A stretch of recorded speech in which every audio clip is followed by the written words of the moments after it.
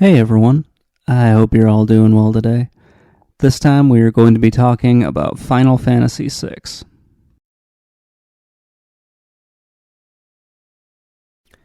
Final Fantasy VI has probably the best story out of all the Final Fantasy games. This is also my favorite Final Fantasy game, so I'm a little bit biased. 1,000 years before the game takes place, there was something called the War of the Magi, and that ended up reducing the entire world to ruin.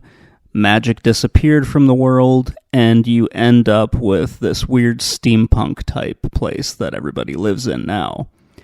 It's pretty cool. I kind of wish this had been made on like the PS1 or the PS2, because then you could kind of see more of the world and you wouldn't be limited to just the 16-bit pixel art, which looks really good, but it would have been cooler to see just how this game looked on a somewhat more modern console or a console from like the 2000s and that era.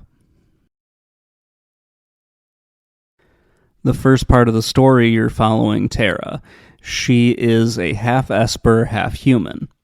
Let's back up a little bit. The War of the Magi was fought between the Espers and the humans, and it resulted with the Espers kind of retreating to this pocket dimension type place, and then magically sealing themselves off from humanity. Terra happened to be the product of a human woman who found her way into that pocket dimension type place and slept with an Esper. They had Terra as a baby, and then when the Empire found a way into where the Espers were, Terra ended up getting sucked out and unfortunately ended up with the Emperor, who was kind of crazy at that point. Not as crazy as Kafka, but still pretty goddamn crazy.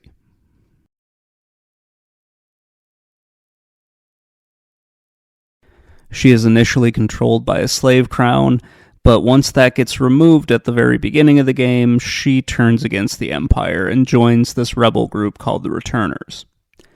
Don't worry about the Returners, they're completely irrelevant to most of the story, which is one of the weird things about it that I just found very interesting when I went and played it again.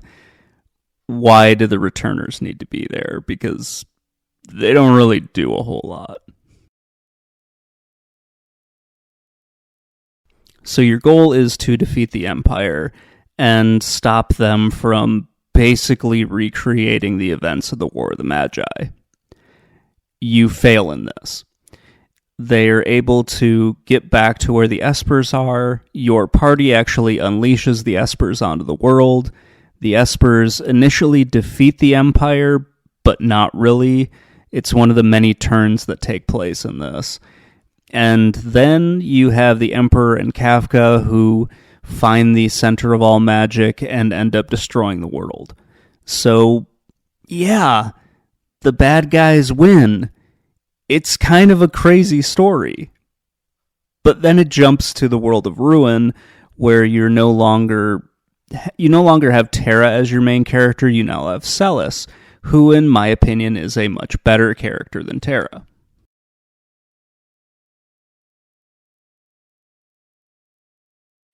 Celes is another former Imperial soldier, and she's sort of artificially created. Not really, but artificially infused with magic in some ways. So the way that they get magic, and I'll talk about this later in the gameplay section, but they take what is essentially the essence of a dead Esper, and they injected it into her so that she can use magic. This would have been one of the parts that would have been cooler if you could see it on a more modern console or something like that.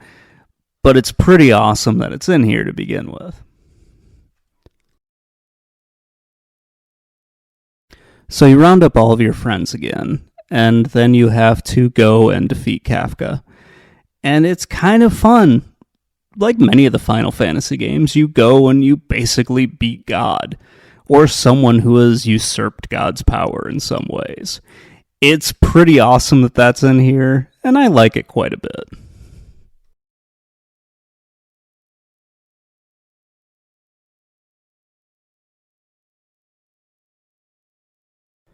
Final Fantasy VI is a turn-based RPG, much like many of the Final Fantasy games. If you've ever played one of these before, you have a pretty good idea of what you're doing. You're just selecting commands off of a menu, and there is some strategy to it where you need to use certain magics to buff your characters, certain attacks at specific times, that sort of thing. This one is different because you do have certain special attacks that your characters can use, like tools. You can have Terra transform. You can have certain characters that use magic. You have Cyan that can use his sword techniques. Sabin can use blitzes.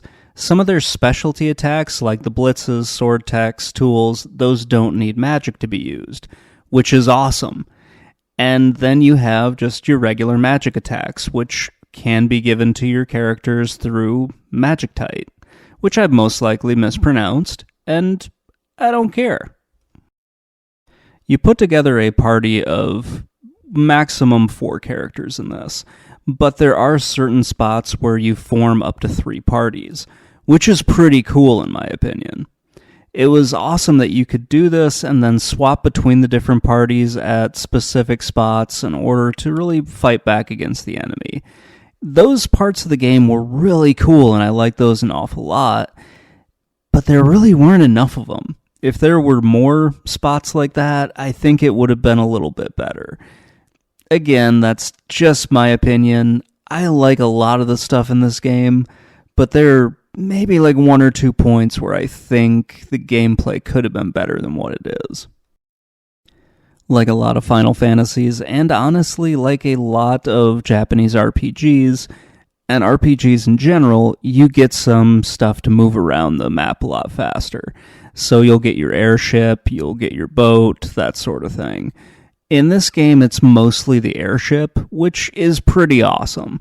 I like the airship in this game. To get back to the magic really quick, in this, there is what is basically the prototype for materia in Final Fantasy VII. When the Espers die, you get their little essences, which are the Magictite things, and you can swap those around on your characters, and you'll learn different magic based on how long you have those equipped and how many magic points you get once you fight battles. This is kind of done well. I don't really like it as much. How can I put this? It's cool that they did it, and I like some things about it. Like, you can have characters learning different magic. You keep that magic with you when you swap around to different Magictites. But, it just isn't done as well as the materia system was, which is why I think this is more of a prototype, and then they took that and they refined it and made it better in Final Fantasy VII. You also don't have the same summoning spells that you would in other Final Fantasy games, which I think is kind of crappy. It would be nice if they had those in here. They probably are, but they're most likely called something else, and that something else is escaping me at this point. It's been a while since I really sat down and played this, but for the most part, I think the gameplay is very good. Final Fantasy VI has some of the best graphics on the Super Nintendo. Unfortunately, my copy was not working, so I had to play this on the PS1. The graphics are still very good for that system as well. The sprite work, the pixel details on these are just wonderful. It's a great game to just look at. The detail on the enemies is wonderful. The characters get a lot of emotion out of those little simple sprites. It's great. The game is just wonderful to look at. Even when it transitions into the world of Ruin, it still looks really good.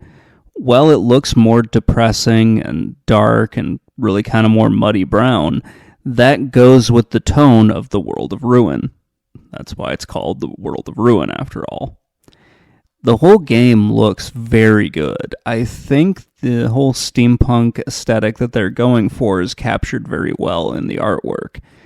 And yeah, it looks wonderful. I know I've said that probably way too many times now, but yeah, the character sprites are very well detailed. They do a great job of conveying emotion with them when that's actually needed. I think the monsters are well detailed, and they all look pretty unique. You do get some of the kind of standard monsters that show up in most of the Final Fantasy games, but then you get a lot of really unique stuff in here. We are way past the whole high fantasy stuff of just using a bunch of orcs and goblins and ogres and that sort of thing. We're now just creating stuff out of thin air, and it looks really cool. Because the technological level of this Final Fantasy is higher than the others, you have a lot of like gears and machinery and that sort of thing in it. Those look pretty awesome. At times, I think the backgrounds can look a little bit too busy. Like when you're going through some of the bases, there's just kind of a blob of crap there, and it kind of looks like it's supposed to be machinery or it's supposed to look like something. And that's really like the only fault that I can put on this, is sometimes you just have some stuff there that kind of looks like what it's supposed to be. Other times you have something like the opera scene here, which looks fantastic. So you get these like lows that are kind of average, and then you get highs which are really good.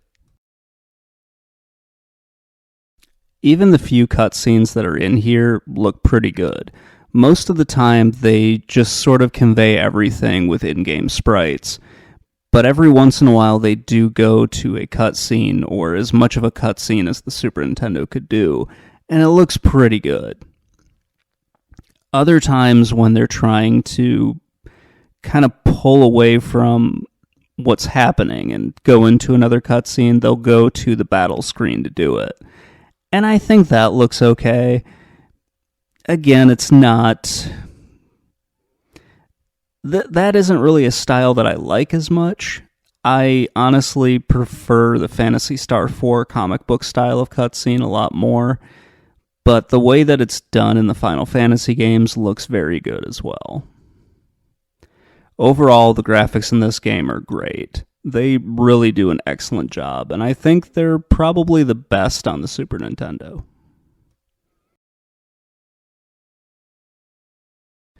The World of Ruin really is my favorite and least favorite part of this game.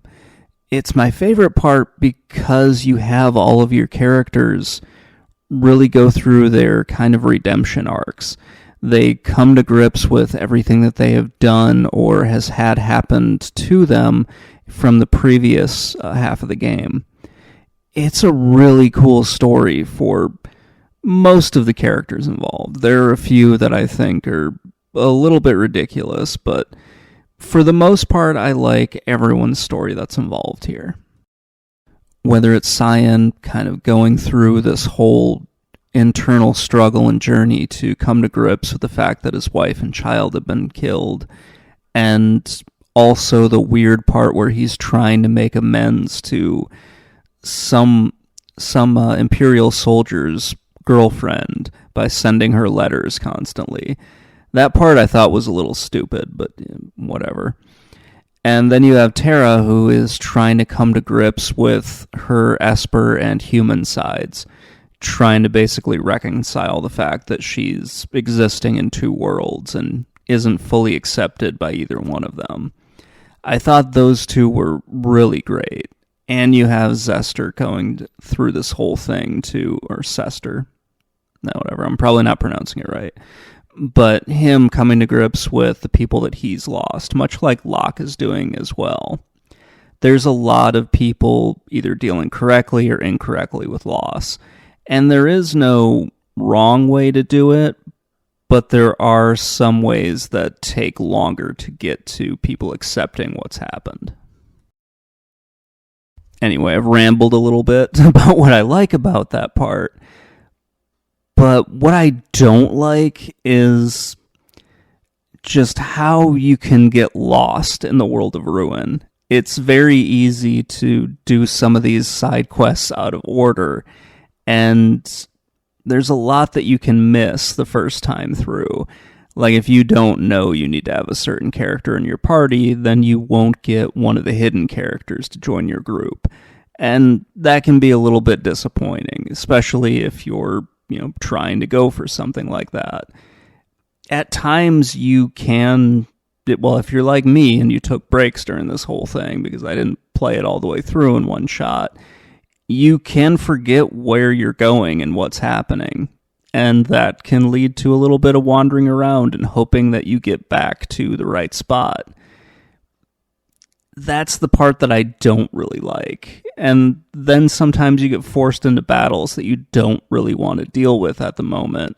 Like with some of the dragons, when you're not ready for that battle, but you just kind of stumble into it. Those are the parts of the World of Ruin that I don't like all that much. But you do get a sense of not just your own characters, but the people that live on this world, of them coming to grips with kind of the new reality that they're finding themselves in. Some people handle it quite well, some people don't. You have some instances where Kafka is not lashing out and just killing anybody that hasn't joined his weird cult that he's created for himself because he's God now. And it can be a little...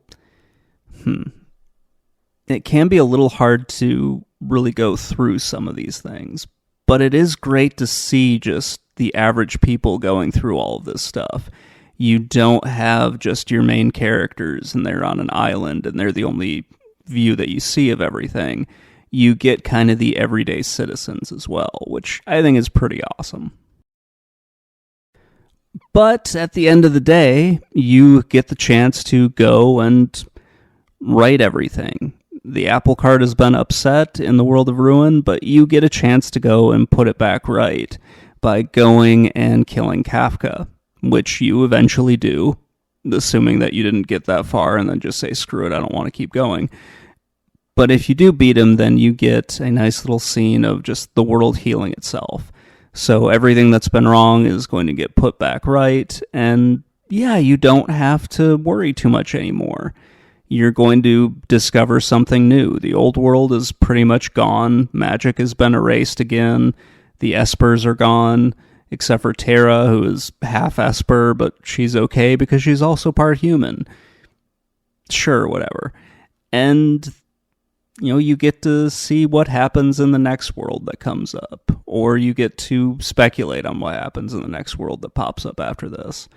It's a really fun story, and I really enjoy playing through it, even if it can be incredibly frustrating once it gets to the World of Ruin. So I'll try to make this one a little bit quicker as we watch the PS1 entrance for Final Fantasy VI, and we get these kind of odd and very dated graphics for the PS1. I think they still look good, though. So what I do like about this game is, I like the combat system. I like all the extra skills that you can get. I like that there is sort of that prototype for Materia, even if I don't think it's done all that well. It's a prototype, so you don't really have to worry too much about it. So you can kind of forgive some of its faults there. I really like the story in this. And I really like that there isn't exactly one main character. You have some characters that get a little bit more of a focus than others, but everyone gets talked about in this. So your entire cast that you have is going to get covered in some way, with the exception of the extra characters that you can get in the World of Ruin. They're not as developed, but that's okay. You don't really need them in order to beat the game. I love the graphics on the Super Nintendo. They look just really amazing. They look really good on the PS1 as well. I don't know about all of the different versions of it, but I do know that at least the PS1 and the Super Nintendo's graphics look very good. I'm not really a huge fan of certain parts of the World of Ruin, as I mentioned already. It can be a little bit easy to get lost in. Some of the parts can be a little bit confusing as to what you need to do. So, yeah, there's certain things that aren't as good as they probably could be. That being said, there are some other kind of annoying issues with it. I don't really like all of the Magic Tite stuff because I keep forgetting about it. I felt like I was relying too much on some of the skills that the characters had, the ones that don't require magic at all. And magic kind of felt like a bit of an afterthought in this one for me. And I don't like that there aren't really summons in this. Or if there are, they weren't really made that apparent to me. You have some characters that I didn't focus too much on while I was playing this, so maybe on like another playthrough I might focus on them and have a different opinion of what's going on. But yeah, there are certain things in this that I don't think are as well developed as they could be. That being said, everything else is just kind of a nitpick in this. I have a lot more likes than I do dislikes for this game, and some of the dislikes are a bit of a reach in my opinion. Final Fantasy VI is a great game to go back and play, and I'm really glad that there is a pixel remaster out there so more people can have a chance to experience this game and, decide for themselves whether or not they like it or not. That's one of the good things about the Final Fantasy series. There is something in this series for everyone. No two games are exactly the same, so you can find stuff in each game that you like, and you'll probably find some stuff that you don't like as well. I don't think that there really is a bad Final Fantasy game. There are just parts of each game that I don't like all that much. Unlike some of the other games in the series, this is one that I have to struggle to find something that I can critique. Mostly because I just really enjoy the story. I like the graphics. I like the combat. I like the characters in this game. I like just about everything about it. And there are only a handful of things that I can point to and say that should have probably been done better. There are other Final Fantasies where I can say, no, that specifically is not good. Like Final Fantasy II's leveling system I don't like. I don't think Final Fantasy III did a good job with their job system, essentially. I don't like Final Fantasy VIII for a whole bunch of different reasons, and I don't like a lot of Final Fantasy X. But with Final Fantasy VI, I think it's probably the best one out of all of them. It's right up there with Final Fantasy VII, and I kind of go back and forth on those two, just whether or not I like one more than the other. It really just depends on which day of the week you ask me. So that's going to wrap things up. Let me know what you think in the comments below, and I will talk to you all later. Bye.